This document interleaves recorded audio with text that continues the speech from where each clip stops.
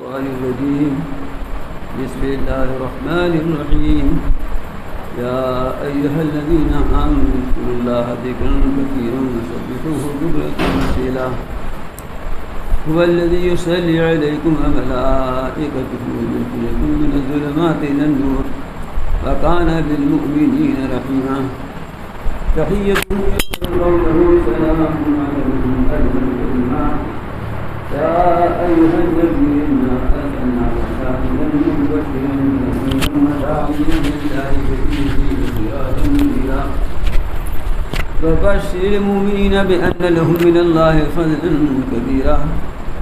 ولا تطع الكافرين والمنافقين ودع أذاهم وتوكل على الله وكفى بالله وكيلا. يا أيها الذين آمنوا إذا نكحتم المؤمنات ثم طلقتموهن من قبل أن تمسوهن فما لكم عليهن من عدة تعتدونها فمتعوهن وسرحوهن سراحا جميلا.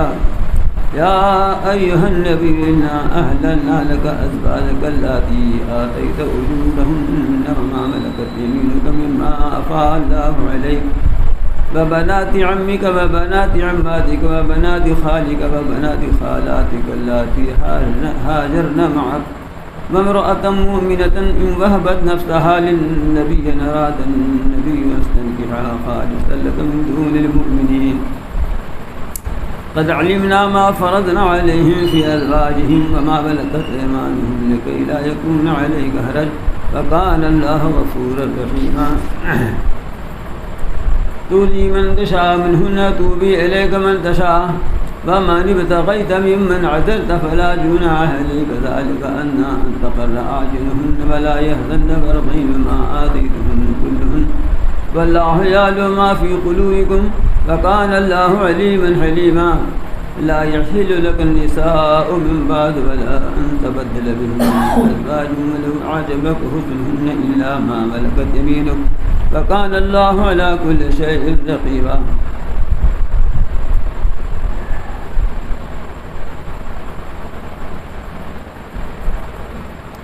يا أيها الذين آمنوا لا تدخلوا بيوت النبي إلا أن يؤذن لكم إلى طعام غير ناظرين إناه ولكن إذا دعيتم فادخلوا فإذا طعمتم فانتشروا ولا مستأنسين لحديث إن ذلكم كان يؤذي النبي ويستحيي منكم والله لا يستحيي من الحق. فإذا سألتموهن متاعا فاسألوهن من وراء حجاب ذلكم أطهر لقلوبكم وقلوبهن وما كان لكم أن تؤذوا رسول الله ولا أن تنكحوا أزواجه من بعده أبدا إن ذلكم كان عند الله عظيما. إن تبدوا شيئا يتوفوه فإن الله كان بكل شيء عليما. لا جناح عليهن في آبائهن ولا أبنائهن ولا إخوانهن ولا أبناء إخوانهن ولا أبناء أخواتهن ولا نسائهن ولا ما ملكت أيمانهن واتقين الله إن الله كان على كل شيء شهيدا. إن الله وملائكته يصلون على النبي يا أيها الذين آمنوا صلوا عليه وسلموا تسليما. صدق الله العلي العظيم وبلغ رسوله النبي الكريم ونحن على ذلك من الشاهدين والشاكرين.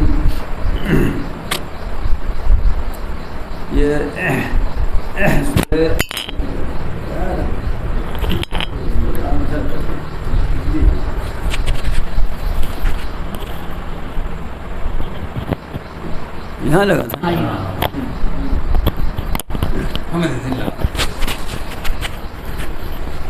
یہ سورہ احزاب کی آیات ہے. یہ بات آپ سن چکے ہیں کہ یہ سورہ میں زیادہ تر رسول اکرم صلی اللہ علیہ وسلم کی تعظیم اور احترام اور آپ کے حقوق سے متعلق احکام کا تذکرہ ہے. اور اسی ضمن میں حضرت زید بن حارثہ اور حضرت زینب بنت جحش کی نکاح اور طلاق کا قصہ مذکور ہوا تھا.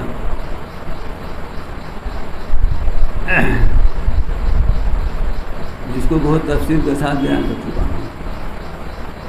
اعتراض تھا، یہ سب وہ تھا. اب اس کو اگر چھیڑتا ہوں پھر اتنی ہی تفصیل ہو جائے گی.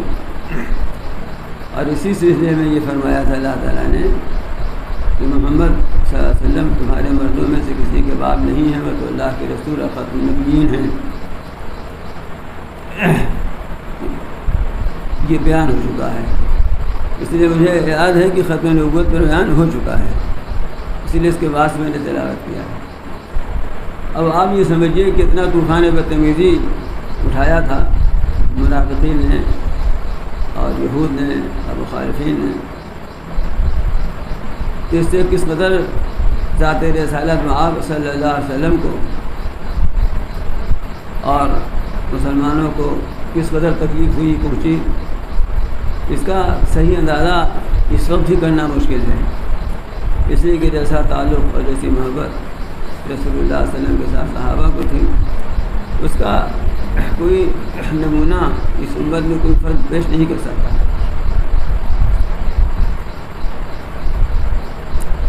اللہ تعالیٰ ایسے سخت ترین حالات کا مقابلہ کرنے کے لیے علاج بتلا رہے ہیں. علاج یہ ہے کہ یا ایھا الذین آمنوا اذکروا اللہ ذکرا کثیرا وسبحوہ بکرۃ وصیلا. اے ایمان والو، تم اللہ کا کثرت سے ذکر کرو اور صبح شام اس کی پاکی بیان کرو. رنج، تکلیف، گھٹن، غم، ظلم و ستم، مصائب و پریشانیاں، ان کا علاج یہ ہے. جب یہ اپنے عروج اور ارتحا کو پہنچی ہوئی ہوں کہ انسان بے بس اور بے کس ہو جائے اور کوئی شکل نہ ہو اس کے دفاع کی اپنے اختیار میں، تو اس وقت صرف اور صرف اور صرف یہی علاج ہے، ذکر اللہ سے اور کثرت ذکر سے. اور صبح شام تو ایک محاورے کے طور پر، یعنی ہم وقت چلتے پھرتے اٹھتے بیٹھتے لیٹتے ہوئے، اور خصوصاً صبح و شام بھی ہے. اس لیے صبح و شام کو کچھ خصوصیت حاصل ہے ذکر کے لحاظ سے. اس میں ذکر کی کثرت سے اللہ تعالیٰ سے تعلق محسوس ہوتا ہے، قوت حاصل ہوتی ہے. آپ کو دی چاہے تو موجودہ اصطلاح میں کہہ لیجیے کہ انرجی ملتی ہے، صبر کا حوصلہ ملتا ہے. اور پھر اس سب سے بڑھ کر یہ ہے کہ اللہ تعالیٰ کی نصرت متوجہ ہوتی ہے. حالات یکساں نہیں رہا کرتے ہیں، یہ دنیا تغیر پذیر ہے، عدلتی بدلتی رہتی ہے. یہ حالات آتے جاتے رہتے ہیں. جو حالت باقی رہنے والی ہے وہ صرف ذکر کی حالت ہے. تو ذکر اور تسبیح یہی علاج ہے تمام ہم مصائب اور پریشانیوں کا. اور پھر آگے تسلی مزید فرماتے ہیں کہ تم ان سبوں کے تان و تن سے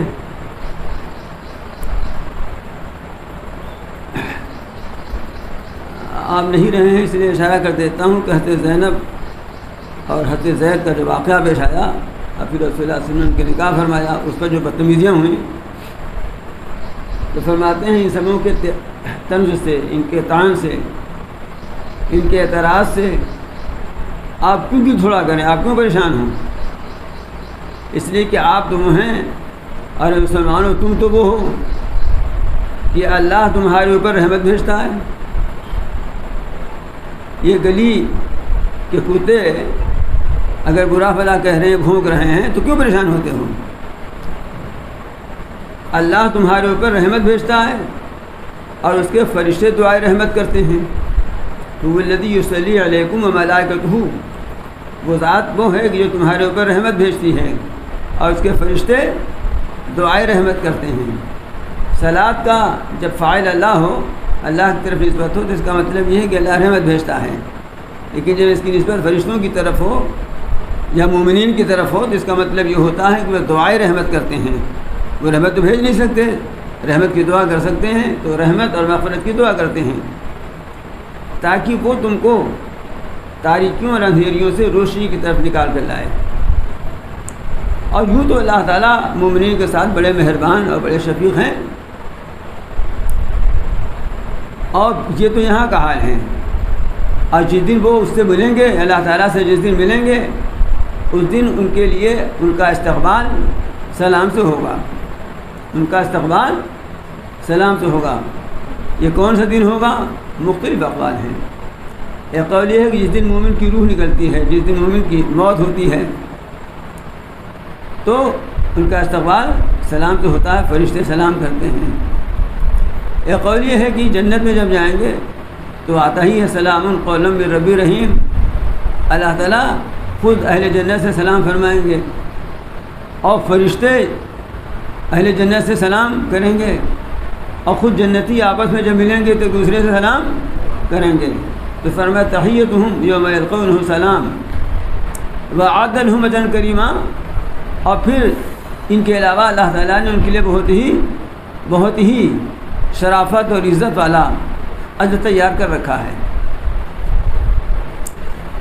تو اب غم ہلکا ہو گیا، رنج اور تکلیف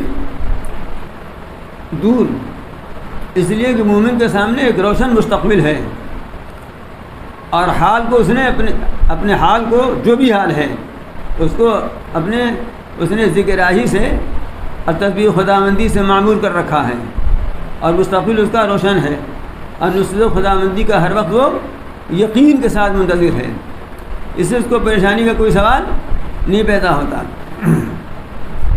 پھر آگے ارشاد فرماتے ہیں خود نبی کریم صلی اللہ علیہ وسلم کو خصوصیت کے ساتھ خطاب کر کے، یا ایھا النبی انا ارسلناک شاہدا ومبشرا ونذیرا وداعیا الی اللہ باذنہ وسراجا منیرا۔ اے نبی، یہاں ایک بات نوٹ کرنے کی ہے، قرآن مجید میں آپ غور کیجیے گا تو جتنے انبیاء کا تذکرہ آیا ہے اللہ تعالیٰ نے سب کا نام لے کر خطاب فرمایا ہے۔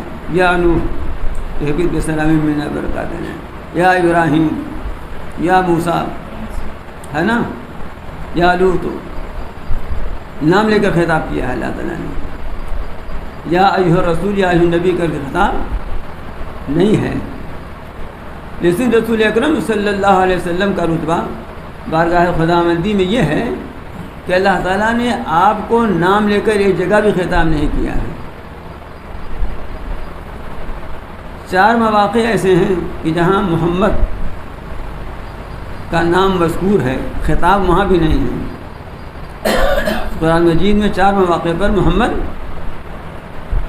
رسول اللہ ذی موصد کعبہ، 4 جگہ ایسی ہیں، اور یہ چاروں جگہ مواقع ایسے ہیں جہاں پر نام کی صراحت کی ضرورت تھی۔ اور ایک جگہ احمد کا نام استعمال ہوا ہے، جہاں عیسیٰ علیہ السلام کی بشارت کا تذکرہ ہے، یاتی من بعدہ اسمہ احمد۔ تو کل 5 جگہ ہے جہاں نبی کریم صلی اللہ علیہ وسلم کے نام کا تذکرہ ہے قرآن مجید میں، 4 جگہ محمد نام کا اور ایک جگہ احمد نام کا۔ احمد نام کو تو اس لیے ہے کہ حضرت عیسیٰ علیہ السلام نے احمد ہی نام کے ساتھ بشارت دی تھی، اس لیے احمد نام کا ذکر آ گیا وہاں پر۔ لیکن ان 5 جگہوں میں بھی خطاب نہیں فرمایا، یا محمد نہیں ہے۔ اللہ تعالیٰ نے جب بھی آپ کو خطاب فرمایا ہے تو آپ کے لقب ہی کے ساتھ خطاب فرمایا ہے، یا ایھا الرسول بلغ ما انزل الیک، یا ایھا النبی انا ارسلناک شاہدا ومبشرا ونذیرا۔ یہ نبی پاک صلی اللہ علیہ وسلم کی خصوصیت ہے اور آپ کا امتیاز ہے، چنانچہ یہاں بھی یا ایھا النبی کہا ہے۔ اے نبی، ہم نے آپ کو گواہ بنا کر بھیجا ہے۔ گواہ بنا کر بھیجنے کا کئی مطلب ہے، ایک مطلب 2 ہے جو بہت مشہور ہے کہ جب میدان حشر میں لوگ جائیں گے، پیشی ہوگی، نوح علیہ السلام سے اللہ تعالیٰ پوچھیں گے کہ آپ نے پہنچایا تھا، توحید کی دعوت دی تھی، وہ کہیں گے ہاں، امت سے پوچھیں گے وہ انکار کر دیں گی، تو نوح علیہ السلام سے مطالبہ ہوگا گواہ پیش کیجیے، تو وہ حضور اکرم صلی اللہ علیہ وسلم اور آپ کی امت کو گواہی میں پیش فرمائیں گے۔ تو امت نوح اس پر جرح کرے گی کہ یہ ہمارے بہت بعد پیدا ہوئے ہیں، یہ کیسے گواہی دے سکتے ہیں؟ تو یہ امت عرض کرے گی کہ آپ کے رسول آخری پیغمبر نے ہمیں بتایا تھا، اس بنا ہم یہ گواہی دے رہے ہیں، اور حضور اکرم صلی اللہ علیہ وسلم اپنی امت کی اس گواہی کی تصدیق اور تائید فرمائیں گے. یہ گواہی تو یہ ہے. اور بعض علماء فرماتے ہیں کہ نبی کریم صلی اللہ علیہ وسلم خود اپنی امت کے حق میں گواہی دیں گے، اس لیے کہ بعض روایات سے ہی معلوم ہوتا ہے کہ ہر روز صبح و شام امت کے اعمال نبی کریم صلی اللہ علیہ وسلم کی خدمت میں پیش کیے جاتے ہیں. بعض روایت میں ہفتہ میں ہے اور بعض روایتوں میں یہ بھی ہے. تو آپ اپنی امت کے اعمال کی شہادت دیں گے، یہ مومن ہے، یہ کافر ہے، یہ اس کے اعمال ایسے ہیں، اور آپ کی گواہی سب کے حق میں تسلیم کی جائے گی، مانی جائے گی. یہ ایک بڑا درجہ ہے، اتنا بڑا درجہ ہے کہ آپ کی گواہی پر فیصلہ اللہ تعالیٰ نے موقوف فرما دی، جبکہ اللہ تعالیٰ خود جانتے ہیں آپ اللہ میں گواہی لینے کی کیا ضرورت ہے. تو فرماتے ہیں یا ایھا النبی انا ارسلناک شاہدا، اے نبی ہم نے آپ کو گواہ بنا کر بھیجا، اور مبشرا، اور خوشخبری سنانے والا بنا کر بھیجا ہے. جو ایمان لائیں اور آپ کی تصدیق کریں ان کو اللہ کی رضا خوشنودی اور جنت کے حصول کی خوشخبری سنائیے. ونذیرا، اور ڈر سنانے والا بنا کر بھیجا ہے. جو ایمان نہ لائیں، تکذیب کریں اور جھوٹ لائیں اور معصیت کا ارتکاب کریں، ان کو ڈر سنانے والا بنا کر بھیجا ہے. وداعیا الی اللہ باذنہ، اور اللہ کی طرف دعوت دینے والا بنا کر بھیجا ہے اس کے حکم سے. تو آپ اللہ کی طرف دعوت دیتے ہیں، اللہ کے حکم ہی سے اللہ کی طرف دعوت دیتے ہیں. تو یہ داعی جو اللہ تعالیٰ نے بنایا آپ کو، داعی ایک بہت بلند رتبہ اور بہت اونچا مرتبہ ہے. ہر شخص دعوت، کھانے کی دعوت ہر آدمی نہیں دے سکتا ہے نا. ولیمہ آپ کے ہاں ہو اور دوسرے لوگ دعوت دینے لگے تو جھگڑے رکھا ہے نا. جو دعوت کا اہل ہے وہی دعوت دے سکتا ہے. تو دعوت کی اہلیت، اور کس شان کی اہلیت؟ اس شان کی اہلیت کہ جو زمان اور مکان کی حدود سے بالا تر ہے، کہ آپ سارے عالم کے لیے داعی ہیں، سارے عالم کی طرف داعی ہیں، اور قیامت تک کے لیے داعی ہیں، اور اللہ کے حکم سے داعی ہیں. اس سے آپ کے علو مرتبت اور مرتبے کی بلندی کا اندازہ کچھ کیا جا سکتا ہے. اور پانچویں صفت یہ بتائی کہ آپ روشن چراغ ہیں. وسراجا منیرا، آپ روشن چراغ ہیں. دیکھیے روشنی میں مثال دی جاتی ہے سورج کی، چاند کی بھی مثال نہیں دی جاتی. چاند کی مثال تو حسن و جمال میں دی جاتی ہے، روشنی میں مثال تو سورج کی دی جاتی ہے. تو اس قاعدے سے کہنا چاہیے تھا کہ آپ کو روشن سورج بنایا، لیکن اللہ تعالیٰ نے نہیں فرمایا، بلکہ یہ فرمایا کہ آپ کو روشن چراغ بنایا. دیکھیے سورج ایک ہے، اگر آپ چاہیں کہ سورج سے استفادہ کریں، فائدہ حاصل کریں، تو یہ آپ کے اختیار میں نہیں ہے. بدری خوب چھا جائے، کھٹا چھا جائے تو دن میں اندھیرا ہو جاتا ہے. بعض اوقات دن میں آدمی نہیں پڑھ سکتا. رات کے 12 بجے آپ کا جی چاہے کہ آپ سورج سے استفادہ کریں تو فائدہ حاصل کر سکتے ہیں؟ نہیں فائدہ حاصل کر سکتے. جب سورج نکلے گا اسی وقت آپ استفادہ کرنا چاہیں تو استفادہ اس سے کر لیجیے. پھر وہی ایک سورج ہے، وہ ایک سورج جتنا فائدہ پہنچا سکے فائدہ پہنچا دے. وہ اپنے سے اور سورج نہیں بنا سکتا کہ اور سورج بنا دے اور وہ بھی روشنی پھیلانے کے کام کریں. لیکن چراغ کا معاملہ یہ ہے کہ جب بھی چاہے آپ چراغ سے فائدہ حاصل کر لیں. سورج سے جب بھی چاہے آپ فائدہ نہیں حاصل کر سکتے. چراغ سے آپ کا جب بھی چاہے فائدہ حاصل کر لیں، جس کا بھی چاہے فائدہ حاصل کر لیں. اور یہی نہیں بلکہ ایک چراغ سے دوسرا چراغ جلتا ہے، دوسرے چراغ سے تیسرا چراغ جلتا ہے. یہ تسلسل بڑھتا چلا جاتا ہے. چنانچہ نبی کریم صلی اللہ علیہ وسلم کی ذات روشن چراغ ہے کہ جب بھی جس کا یہ چاہے آپ کے علوم سے، آپ کے معارف سے، آپ کے انوار ہدایت سے جب جس کا یہ چاہے فائدہ حاصل کر لیں. اور اس طرح فائدہ حاصل کر لیں کہ جس طرح سے چراغ جل کر خود فائدہ پہنچانے والا بن جاتا ہے، یہ اس چراغ نبوت سے روشنی حاصل کرنے والا خود بھی فائدہ پہنچانے والا بن جائے۔ چنانچہ علماء کی یہی شان ہوتی ہے کہ وہ چراغ نبوت سے فائدہ حاصل کر کے خود اس روشنی اس نور نبوت کے پرتو بن جاتے ہیں۔ اور شاید یہی وجہ ہے کہ ایک حدیث میں آتا ہے کہ ان العلماء ورثۃ الانبیاء، علماء انبیاء کے وارث ہیں، جو علم میں فیض میں ان کی وراثت پاتے ہیں، اس کا حصہ حاصل کرتے ہیں اور دوسروں تک اس کو پہنچاتے ہیں۔ اور پھر یہی نہیں بلکہ اس سراج منیر کی کیفیت ایک تو ظاہری علم کے طور پر ہے اور ایک باطنی علم کے طور پر ہے۔ باطنی علم کے طور پر بہت گہرائی میں نہ جا کر کے، اس لیے کہ میں جا بھی نہیں سکتا اور آپ سمجھ بھی نہیں سکتے، اس کا مطلب نہیں میں بہت سمجھتا ہوں۔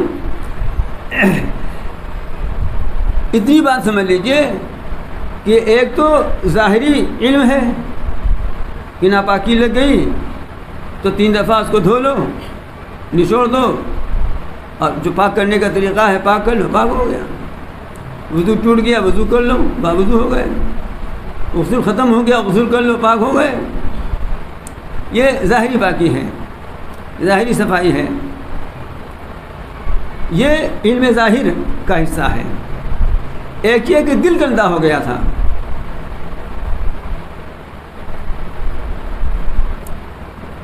دماغ کی اوپر میں خرابی آ گئی تھی، فساد پیدا ہو گیا تھا،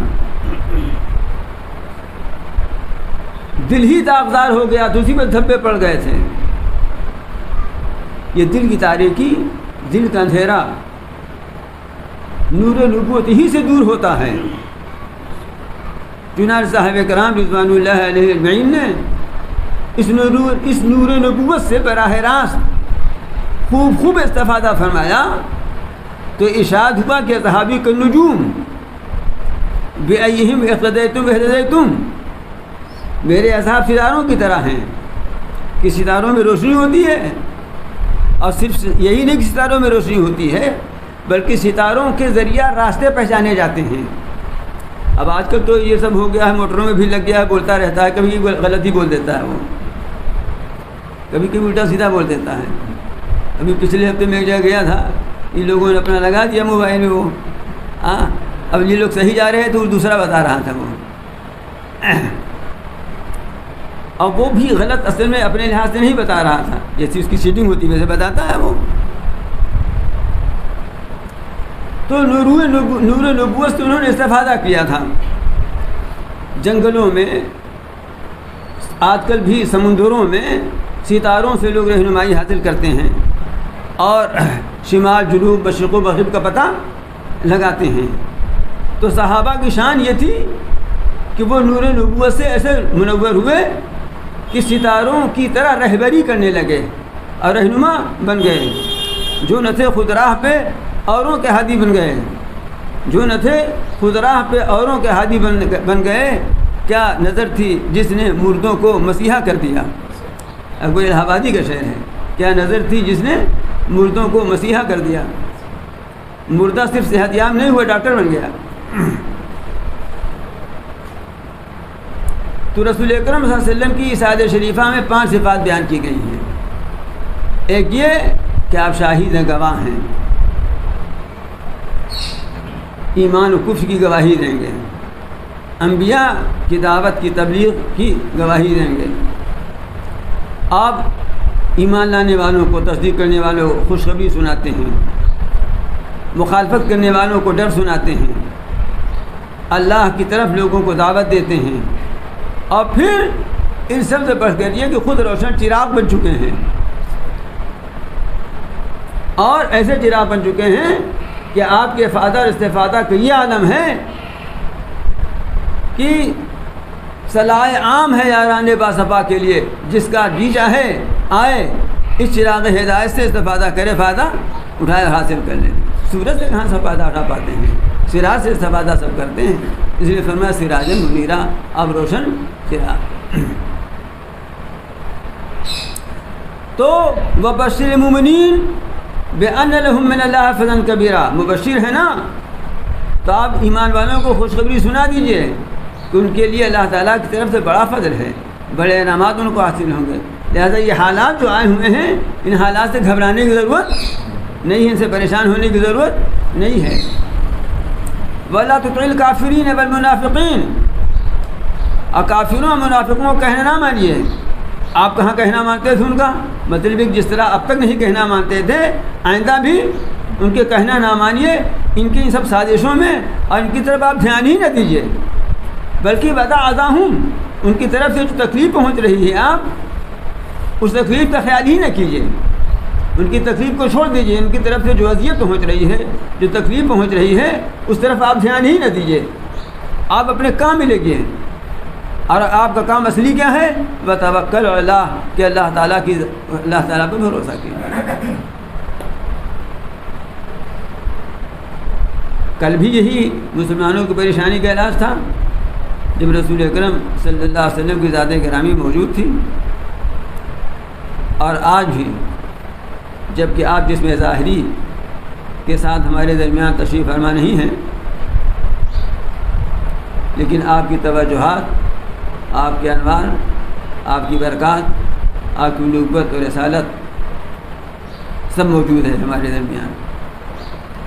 تو آج بھی ہمارے پریشانیوں، ہمارے مصائب کا علاج یہی ہے کہ ہم اللہ تعالیٰ کے احکام کی فرما برداری کرتے ہوئے، اس کی احکام کی مخالفت سے بچتے ہوئے ذکر کی کثرت کریں، تسبیح اور اس کی پاکی بیان کریں، اور مخالفین کی ہردہ سرائیوں کی طرف توجہ کر کے اپنے دل اور دماغ کو پریشان نہ کریں، اور اللہ کی ذات پہ بھروسہ رکھیں۔ یہ ہے اس طرح کی خرافاتوں کا بہت سے بہت، بلکہ ضروری بھی ہے کہ مدلل اور سنجیدہ جواب دے دیا جائے، دو وجہ سے۔ ایک تو اس وجہ سے کہ اپنے لوگوں کے اندر شکوک و شبہات نہ پیدا ہوں، اور دوسری اس وجہ سے کہ دوسروں میں بھی اگر کچھ سنجیدہ طبیعت کے لوگ ہوں تو وہ حقیقت کو سمجھ سکیں، اگر سمجھنا چاہیں، اور پھر اللہ کے اوپر بھروسہ کرنا چاہیے۔ یہی ہماری پریشانیوں کا علاج ہے۔ وَكَفَى بِاللَّهِ وَكِيلًا، اور جو اللہ پر توکل کرتا ہے تو اللہ وکیل بننے کے لیے کافی ہے، وہ کارساز کافی ہے۔ یہ ہے مسلمانوں کا کام، اور خصوصیت سے اس اشرے میں تو اور یہ کام ہے، اس راستے کہ یہ اشرا جو ہے، یہ 10 دن جو ماہ ذی الحجہ کے ہیں، حدیث شریف میں اس کی بڑی فضیلت آئی ہے۔ ارشاد فرمایا گیا ہے کہ اللہ تعالیٰ کو ان 10 دنوں میں نیک اعمال جتنے پسند ہیں، کسی اور دن میں اتنے زیادہ محبوب پسندیدہ نہیں ہیں۔ چنانچہ صحابہ کرام سے مروی ہے اور ان کے حالات میں منقول ہے کہ وہ لوگ ان ایام میں ذکر و تسبیح اور تکبیر بہت کیا کرتے تھے۔ بعض صحابہ عبداللہ بن عمر وغیرہ کے بارے میں منقول ہے کہ وہ نکل جاتے تھے بازار میں اور اللہ اکبر اللہ اکبر اللہ اکبر کہا کرتے تھے۔ ایک حدیث کا مضمون ہے کہ ان دنوں میں تم تسبیح، تحمید اور تحلیل اور تکبیر کی کثرت کرو۔ اکثر من التسبیح والتحلیل والتحمید والتحلیل والتکبیر، او کما قال صلی اللہ علیہ وسلم، کثرت سے تسبیح کہو یعنی سبحان اللہ کہو، تحمید کرو یعنی الحمدللہ کہو، اور تحلیل یعنی لا الہ الا اللہ کہو، اور تکبیر یعنی اللہ اکبر کہو۔ خصوصیت کے ساتھ ان قربانی کے یہ ذی الحجہ کے ان 10 دنوں میں کیا مشکل ہے؟ لیٹے ہوئے ہیں، کہیں چلے جا رہے ہیں، پیدل چلے جا رہے ہیں، گاڑی سے چلے جا رہے ہیں، گھر سے مسجد ہی کے لیے نکلے، مسجد سے گھر واپس آنے کے لیے نکلے، بازار جا رہے ہیں، اور سبحان اللہ، الحمدللہ، لا الہ الا اللہ، اللہ اکبر پڑھتے جا رہے ہیں۔ صرف سبحان اللہ ہی پڑھتے جا رہے ہیں۔ اللہ کی بڑائی سے سنیے، جس طرح سے کفر کے الفاظ سے، کفریہ کلمات سے، شرکیہ کلمات سے، بیہودہ گوئیوں سے فضا میں آلودگی پیدا ہوتی ہے، اسی طرح سے ذکر اللہ سے، اللہ کی تسبیح اور حمد سے فضا کی آلودگی دور ہو کر کے اس کے اندر نورانیت پیدا ہوتی ہے۔ ٹھیک اسی طرح جس طرح سے کہ بدبو پھیلی ہوئی ہے نالی میں، سڑک پر بدبو، بلکہ کتا مر گیا ہے، بلی مر گئی، پھینک دیا لوگوں نے، بدبو پھیل گئی ہے، تو اس کا علاج کیا ہے کہ بدبو ہٹائی اور اس کے بعد اگربتی سلگا دی، بعد تک چھڑکنے والی بھی آ گئی ہے، چھڑک دیا، آئی بات سمجھ میں، تو بدبو کی آلودگی ختم ہو کر خوشبو آ گئی۔ اسی طرح سے گناہوں، معصیتوں، کلمات کفر و شرک کی آلودگیوں کو دور کرنے کے لیے علاج یہ ہے کہ اللہ کی بڑائی کے کلمات کثرت سے کہے جائیں، تسبیح، تکبیر، تحلیل، لا الہ الا اللہ 4 دفعہ پڑھنے کے بعد محمد رسول اللہ صلی اللہ علیہ وسلم، سبحان اللہ والحمد للہ ولا الہ الا اللہ واللہ اکبر، لا حول ولا قوت الا باللہ۔ یہ سب باتیں گھروں میں بھی جا کے بتانی چاہیے، اس صرف مردوں کے لیے نہیں ہے، عورتوں کے لیے بھی ہے، بچوں کو بھی بتانا چاہیے۔ بچوں کو لوگ ABCD 1 سے 1 2 3 سے لے کر کے 100 تک اور 1000 تک یاد کرا دیتے ہیں لوگ، لیکن تسبیح، تحلیل، تکبیر جو ان کی زبان پر ہونا چاہیے اس کی طرف توجہ نہیں، کلمہ تک نہیں یاد کراتے ہیں لوگ۔ تو ہمارے گھروں میں آلودگی نہ ہوگی، پالوشن نہیں ہوگا، اور کیا ہوگا؟ جب پالوشن ہوگا، آلودگی ہوگی تو تاریکی ہوگی، ظلمت ہوگی۔ اس ظلمت کو دور کرنے کا طریقہ یہی ہے۔ اس کے کرنے سے صرف یہی نہیں کہ ظلمت اور تاریکیاں دور ہوں گی، دل میں قوت آئے گی، دل میں طاقت آئے گی، اور اللہ تعالیٰ کی رحمت اور نصرت متوجہ ہوگی۔ یہ باتیں درمیان میں آ گئی تھیں، اصل میں اوپر ان آیتوں کے اوپر ذکر تھا وہ حضرت زید بن حارثہ کے معاملے کا، طلاق اور نکاح کا معاملہ آ گیا تھا، تو اسی مناسبت سے اب اس سے آگے کی آیتوں میں کچھ نکاح اور طلاق کے مسائل بیان فرما رہے ہیں۔ اوپر اس کا ذکر آ چکا ہے، درمیان میں ایک مناسبت سے یہ باتیں آ گئیں، لیکن اصل ذکر تو وہی چل رہا تھا، اس لیے اصل کی طرف اب پھر لوٹتے ہیں۔ اب کچھ نکاح اور طلاق کے مسائل بیان فرما رہے ہیں عام مسلمانوں کے لیے۔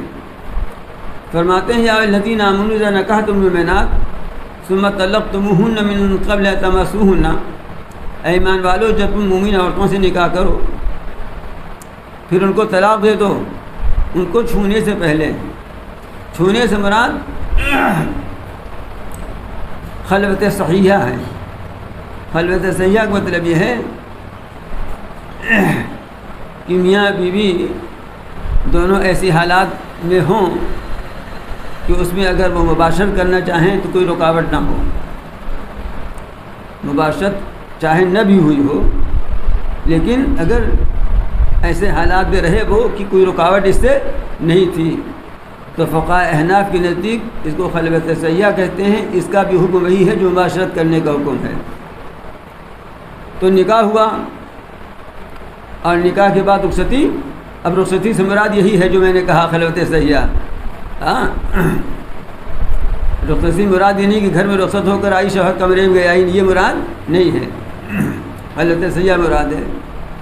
نکاح ہوا، نکاح کے بعد رخصتی ہوئی، لیکن وہ خلوت سے پہلے ہی اس نے طلاق دے دیا۔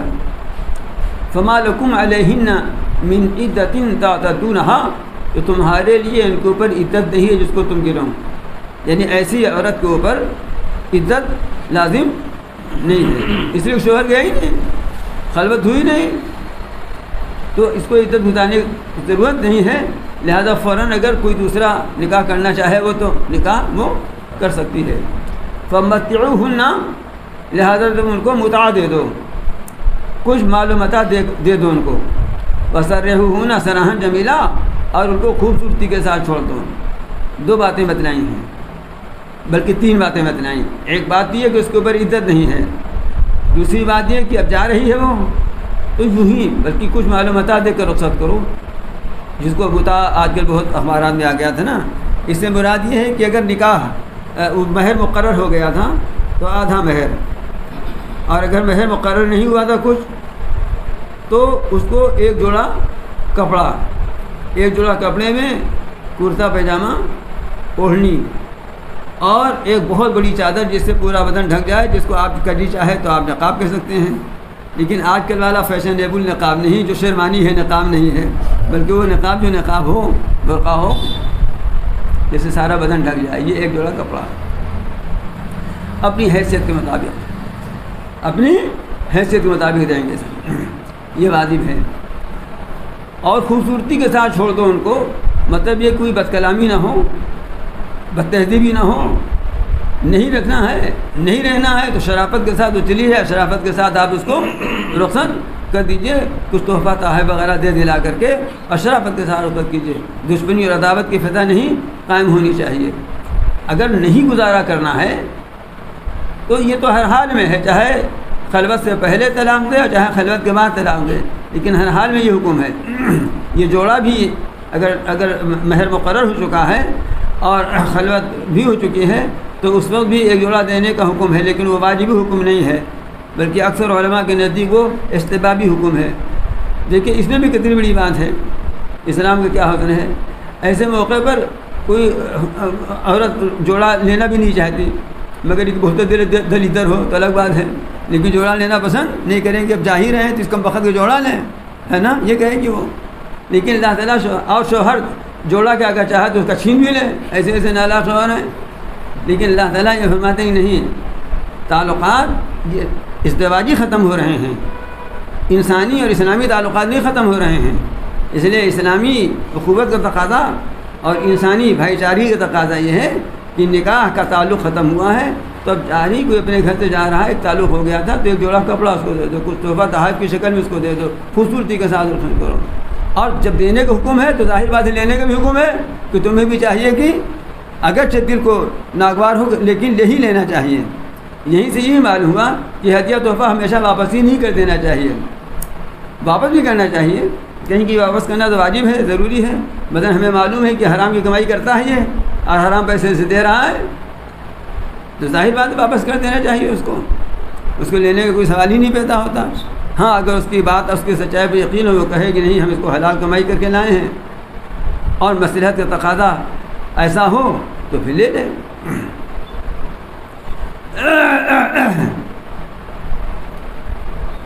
یا ایھا النبی انا احللنا لک ازواجک اللاتی آتیت اجورہن، تو یہاں تو ایک مسئلہ تمام عام مسلمانوں کے لیے بتایا گیا کہ اگر رخصتی سے پہلے طلاق ہو جائے تو یہ حکم ہے، اور رخصتی کے بعد طلاق ہو تو سورہ بقرہ میں بہت تفصیل کے ساتھ اس کا تذکرہ ہو چکا ہے۔ آگے کی آیت میں کچھ بعض احکام ایسے ہیں جو خود رسول اللہ صلی اللہ علیہ وسلم کی خصوصیات میں شامل ہیں۔ دیکھیے کچھ پروٹوکول ہوتا ہے نا، عام انسانوں کے لیے ہوتا ہے، نبی کی شان تو بہت اونچی ہے، ہر نبی کی شان بہت اونچی ہے، لیکن سید الانبیاء کی شان تو سب سے اونچی ہے۔ اس لیے اگر آپ کے لیے بھی کچھ مخصوص احکام ہیں جی، چاہے آپ کا پروٹوکول کہہ لیجیے تو اس پر کسی کو کیا شک اور کیوں شبہ ہو اور کیوں اعتراض ہو؟ اللہ تعالیٰ نے آپ کو آخری نبی بنا کر بھیجا، آپ کے اوپر بڑی ذمہ داریاں تھیں، اتنی بڑی ذمہ داریاں تھیں کہ قیامت تک کے لوگوں کے لیے ہدایت کا سامان کر کے جانے کی ذمہ داری تھی۔ اس لیے اللہ تعالیٰ نے آپ کو بعض مخصوص احکام عطا فرمائے جس میں امت نہیں شامل ہے، امت سے الگ کر کے کچھ احکام آپ کے لیے ہیں۔ انہی میں سے ایک حکم یہ ہے کہ امتی کے لیے ایک وقت میں 4 سے زیادہ شادیاں کرنا جائز نہیں ہے،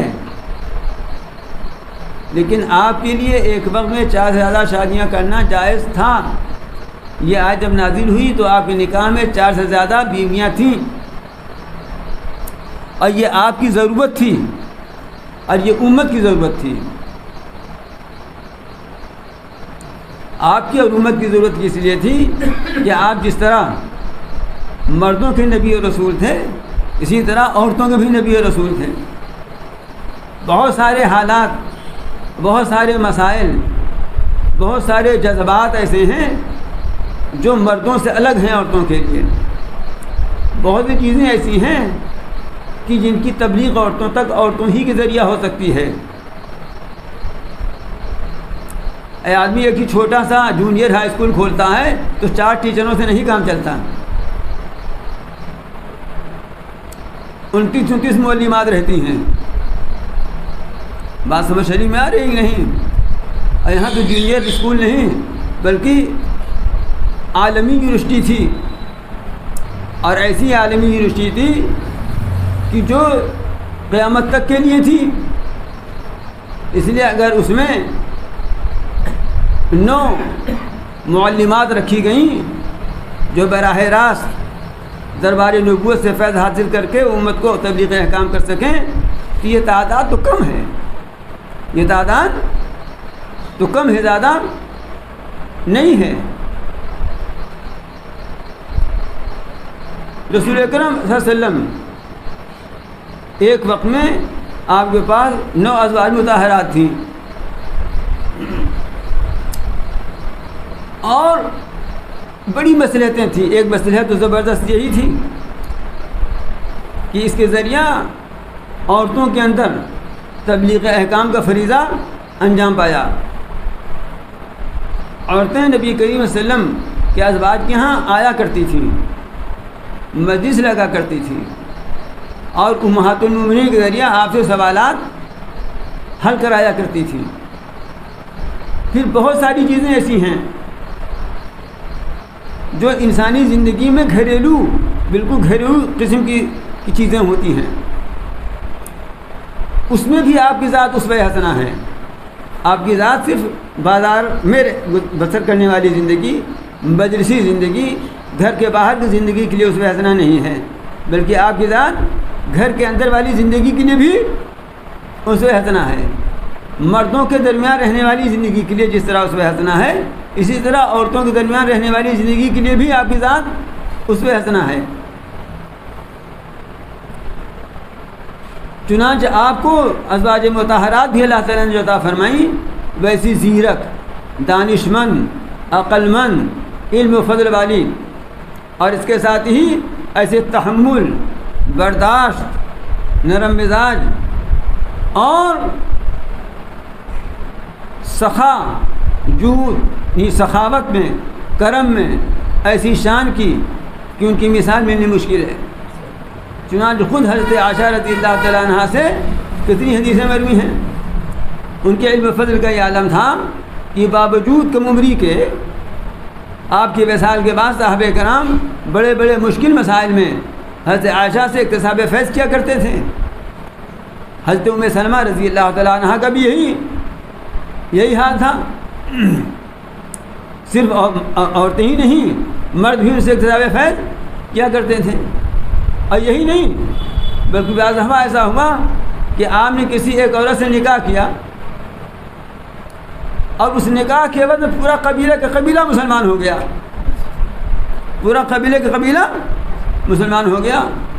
حضرت جویریہ صاحب نے نکاح فرمایا تو پورا قبیلے بنی مستلق مسلمان ہو گیا. آپ نے کسی خاتون سے نکاح فرمایا تو معلوم ہوا کہ سارا قبیلہ غلام آبادی بنا لیا گیا تھا، لیکن اس سے نکاح فرماتی تمام صحابہ کرام نے سب کو آزاد فرما دیا، پورا قبیلہ کا قبیلہ آزاد ہو گیا. سخت ترین دشمن ابو سفیان جو سردار قریش تھے، ان کی صاحبزادی حضرت ام حبیبہ صاحب نے نکاح فرمایا تو ابو سفیان کے دل میں بھی نرمی پیدا ہو گئی. اب وہ سختی و تشدد نہیں باقی رہ گیا. ایمان تو فتح مکہ کی دل الگ بات ہے، لیکن نکاح کا واقعہ تو پہلے ہی ہو چکا تھا.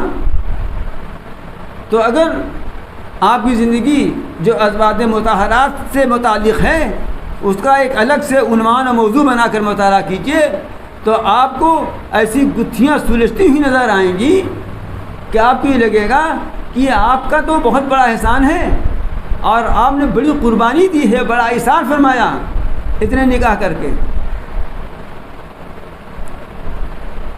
تو اللہ تعالیٰ نے نبی کریم صلی اللہ علیہ وسلم کو امت سے الگ کچھ قوانین میں خصوصیتیں عطا فرمائیں. ان میں سے کچھ کا تذکرہ یہاں ہے اس آیت میں. فرماتے ہیں نبی، ہم نے آپ کے لیے آپ کی ان بیویوں کو حلال قرار دے دیا جن کے مہر آپ دے چکے ہیں، اور آپ نے آپ کی کوئی بیوی ایسی نہیں کہ اس کا مہر نہ دیا ہو. سمجھے آپ؟ جتنے سے آپ نے نکاح فرمایا سب کا مہر آپ نے دیا. یہ امت میں چکر چلا ہے کہ چاہے جھومر 3 بنوا کے دیتے مہر معاف کرانے میں. ایسا دلدر پناہ ہے چلا آ رہا ہے. لیکن خیر اب اس میں بہت کچھ کمی آ گئی ہے، اس لیے کہ لڑکیاں بھی چڑپانک ہو گئی ہیں، اور اس میں کچھ کمی ورنہ یہ کہ سب سے پہلا کام مہر معاف کر دو. اور یہاں تک نوبت تھی ڈاکٹر صاحب کہ اگر کوئی شوہر نقد پیسہ دے دے مہر کا تو لڑکی ڈر جاتی تھی کہ لگتا ہے اس کی نیت حرام ہے. یہ سب جہالت کا کرشمہ تھا، ہے نا بات. ارے ابھی 50 سال پہلے تک کی فضا تھی، اب دھیرے دھیرے جو ہے اس میں کمی آئی ہے. تو آپ نے تمام ازواج مطہرات کا مہر نقد ادا فرمایا تھا. وما ملکت یمینوں کا مما افاء اللہ علیہ کا، اور حلال کر دیا اللہ نے آپ کے لیے آپ کی باندیوں کو جو اللہ تعالیٰ نے آپ کو بطور غنیمت عطا فرمائی.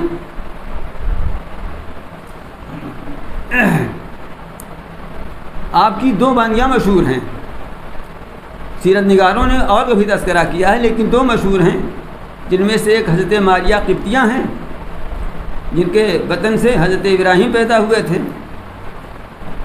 آپ کے ازواج میں سے صرف حضرت خدیجہ سے اولاد پیدا ہوئی ہے، اور باقی کسی سے اولاد نہیں پیدا ہوئی.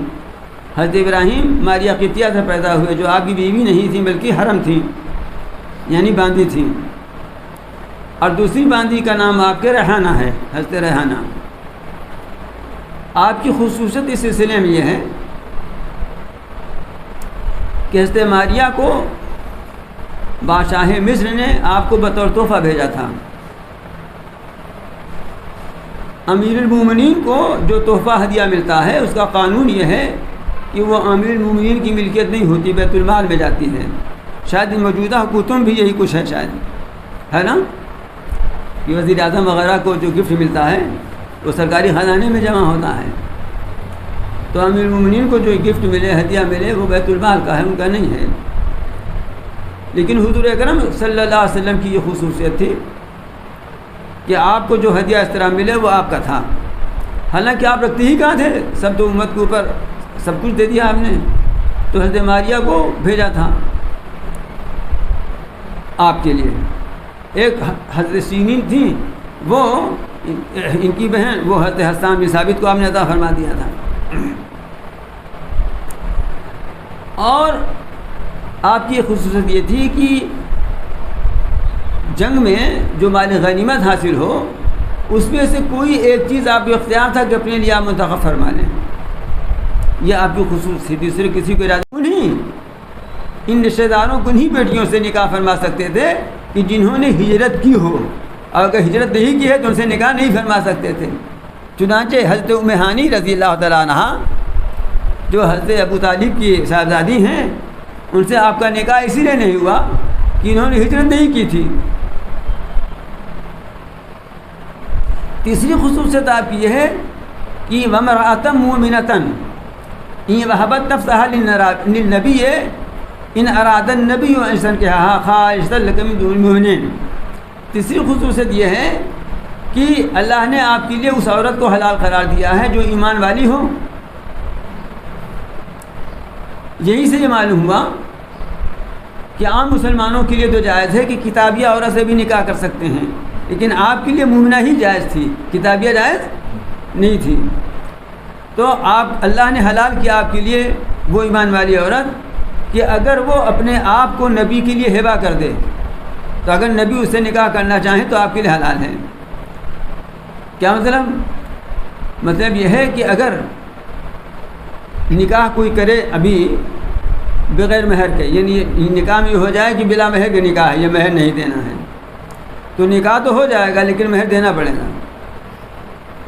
اگر کوئی عورت کہے یہ کہ ہم بغیر مہر کے نکاح کرتے ہیں، مہر نہیں لیں گے آپ سے، تو نکاح تو ہو جائے گا، دوبارہ نہیں پڑھنا ہے، لیکن مہر دینا پڑے گا، مہر مثل دینا پڑے گا. یہ آپ کی خصوصیت تھی کہ اگر کوئی خاتون آپ کو اپنے آپ کو ہبہ کر دے اور آپ اسے قبول بھی فرما لیں تو آپ کے لیے مہر دینا فی لازم نہیں تھا. تو کیا ایسا واقعہ پیش آیا؟ جمہور کی رائے یہ ہے کہ ایسا واقعہ نہیں پیش آیا. بعض خواتین نے اپنے کو پیش کیا لیکن آپ نے قبول نہیں فرمایا. اصل میں یہاں تاریخی اور سیرتو پہلو سے اگر گہرائی میں جاؤں، تفصیل میں جاؤں تو بہت تفصیل ہے، تو نچوڑ ہم بتائے دے رہے ہیں، ادھر ادھر رکھے دے رہے ہیں۔ فرماتے ہیں خالص لک من دون المؤمنین، یہ احکام جو ابھی بیان کیے گئے ہیں، یہ خصوصیتیں جو بیان کی گئی، یہ خالص آپ کے لیے ہیں، یہ خاص آپ کے لیے ہیں، مومنین کے لیے نہیں ہیں۔ صاف کر دیا اللہ تعالیٰ نے، قد علمنا ما فرضنا علیہم فی ازواجہم، ہم خوب اچھی طرح جانتے ہیں ہم نے ان پر یعنی مسلمانوں پر ان کی بیویوں کے بارے میں جو مقرر کر رکھا ہے اور ان کی باندھیوں کے بارے میں جو مقرر کر رکھا ہے۔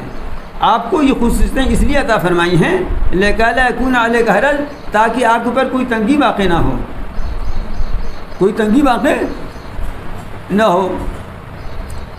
تنگی واقع نہ ہونے کا ایک مطلب وہی ہے جو میں نے تفصیل بتایا کہ عورتوں میں اتنے احکام کی تبلیغ کرنی ہے، اتنے مسائل ہیں، اتنی ضروریات ہیں، اتنی حاجات ہیں۔ مصلحت کا تقاضا یہ ہے کہ اس قبیلے میں شادی کرنے سارا قبیلہ مسلمان ہو جائے گا، لیکن اب کیا کریں، 4 بیوی ہم کر ہی نہیں سکتے، تو تنگی ہو گئی نا۔ تو نہیں، آپ کے لیے جائز ہے، آپ کے لیے جائز ہے، کوئی تماشا نہیں ہے۔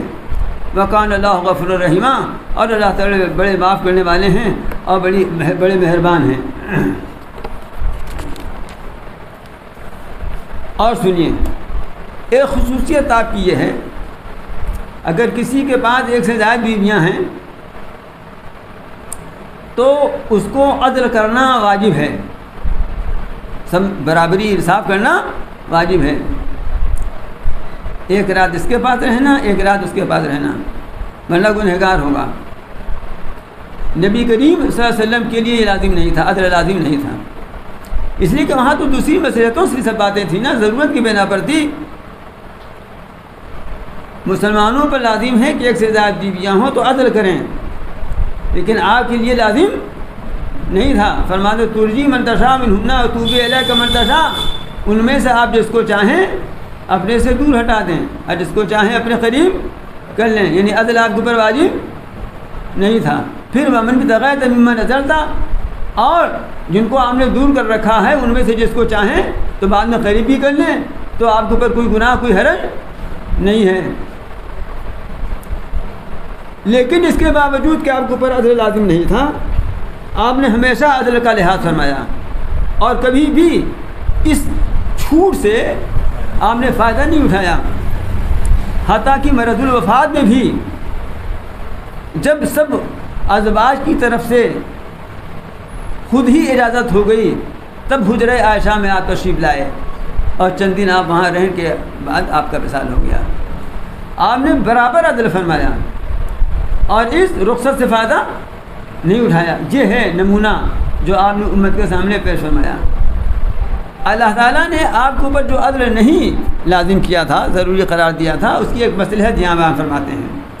فرماتے ہیں ذَلِكَ أَدْنَىٰ أَن تَقَرَّ أَعْيُنُهُنَّ وَلَا يَحْزَنَّ، یہ اس بات کے زیادہ قریب ہے کہ ان عورتوں کی آنکھیں ٹھنڈی رہیں گی اور غمگین نہیں ہوں گی۔